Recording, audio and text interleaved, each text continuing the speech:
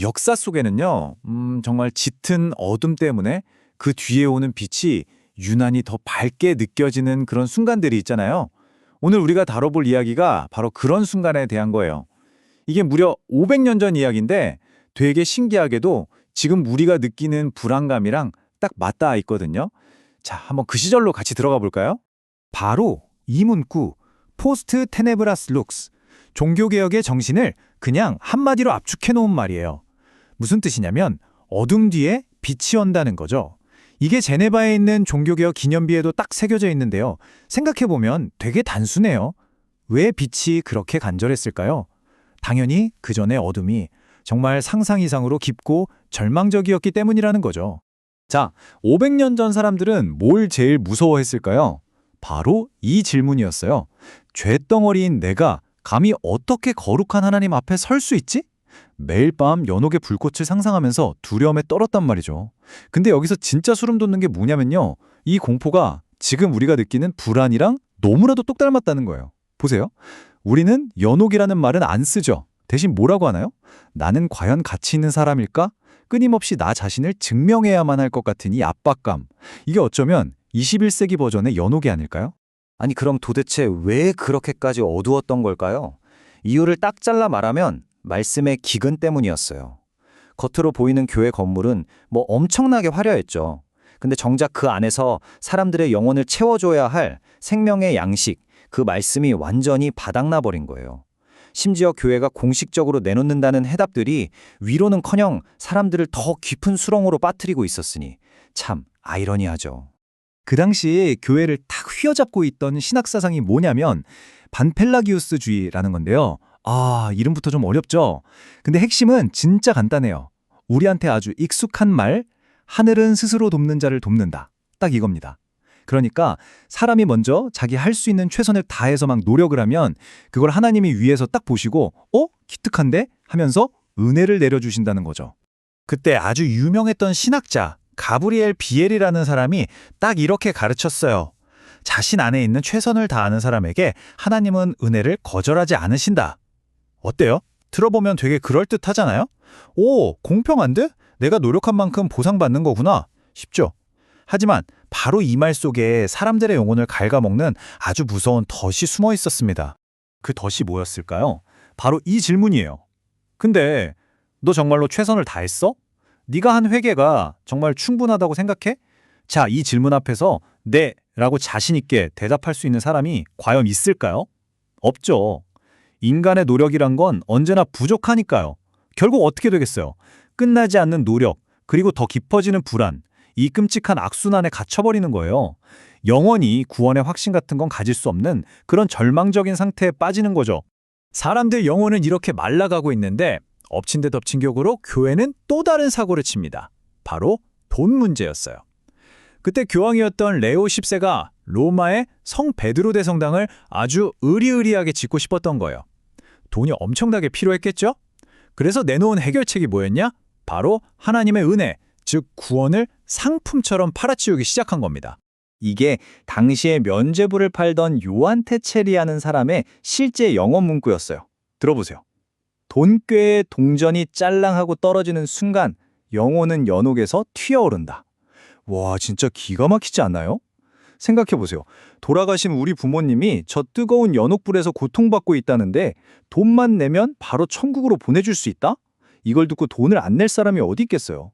이건 그냥 사기 수준이 아니에요. 예수님의 십자가를 돈 몇 푼에 팔아넘긴 끔찍한 신성 모독이었던 거죠. 자, 이렇게 칠흑 같은 어둠 속에서 하나님은 한 사람을 조용히 준비시키고 계셨습니다. 독일에 아무도 알아주지 않던 한 수도사, 바로 마틴 루터였죠. 그 당시엔 정말 아무도 몰랐을 거예요. 이 한 사람의 처절한 영적 씨름이 전 유럽을 뒤흔들고 역사를 바꿔놓을 거대한 불꽃이 될 줄은 말이죠.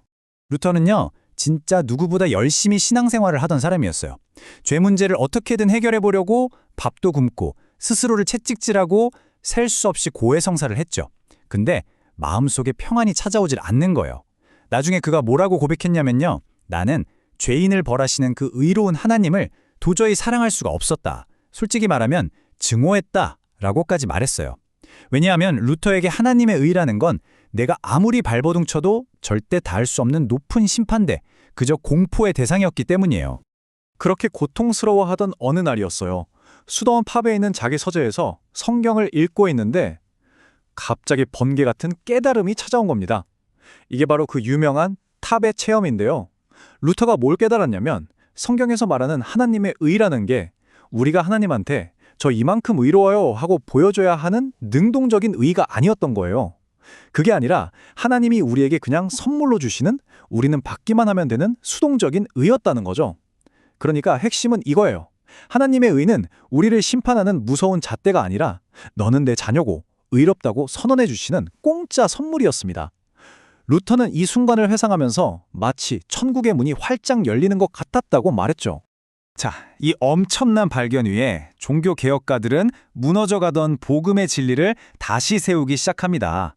아주 튼튼한 5개의 기둥을 세우면서 말이죠. 이게 바로 우리가 5대 솔라라고 부르는 5가지 오직입니다. 이건 그냥 구호가 아니고요. 우리 신앙의 핵심을 지켜주는 아주 견고한 성벽 같은 거라고 생각하시면 돼요.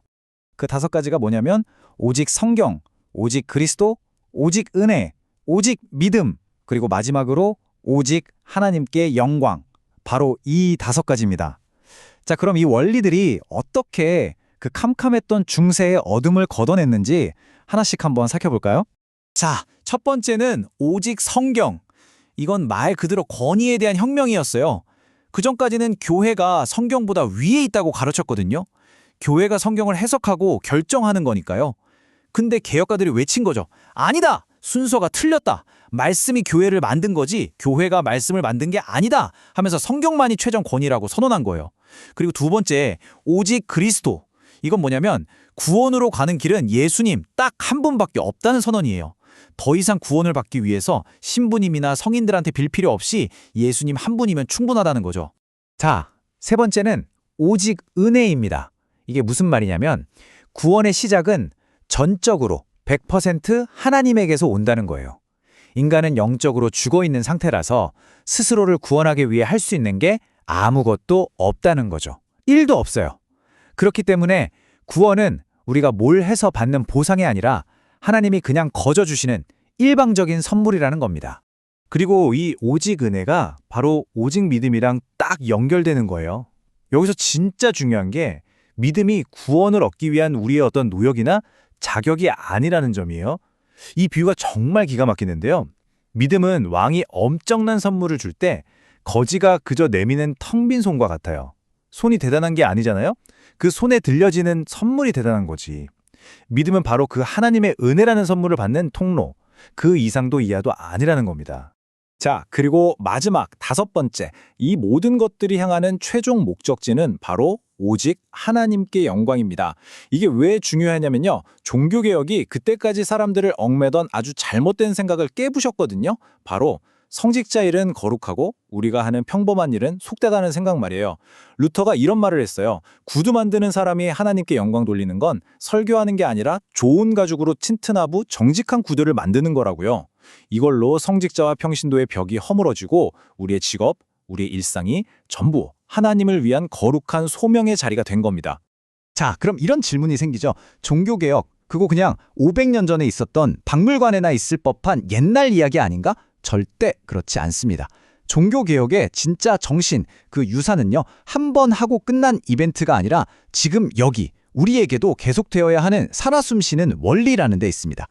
바로 이 라틴어 문구가 그 정신을 정확하게 보여줍니다. 에클레시아 레포르마타, 셈페르 레포르만다. 무슨 뜻이냐면 개혁된 교회는 항상 개혁되어야 한다는 거예요. 이게 바로 개혁신앙의 살아있는 심장이에요. 현실에 안주하지 않고 끊임없이 다시 성경이라는 본질로 돌아가서 우리 자신을 비춰보고 새롭게 되어야 한다는 거죠. 500년 전에 개혁가들은 내가 뭘 해야 구원받지? 나는 그 끝없는 불안의 어둠 속에서 오직이라는 빛을 발견했습니다.